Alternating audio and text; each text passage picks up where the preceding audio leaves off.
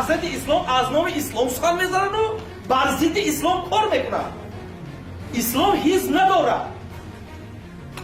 من گفتم من قربانی اون کسی که دلش با زبان یکیست. وقتی که شما تکیه به غایه‌های ملی نمیکنید، وقتی که شما دستاوردهای دولت رو نادیده میگیرید، وقتی که شما مسلمان ها رو با حکومت خودی تقسیم میکنید، این مگر جوانمردی است؟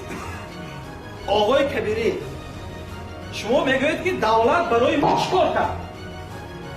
از خود بپرسید که شما برای دولت چیکار کردید؟ بسید فابریکه و زواد بنیاد کردید؟ یتیم خانه ها بنیاد کردید؟ دانشکده ها بنیاد کردید؟ یا از جان خود گذشته به سرزمین جنگیده ایستاده افغانستان رفتید؟ جوانان تاجیکستان رو هرگز گمراه نسازید. تاریخ این رو نمیبخشد.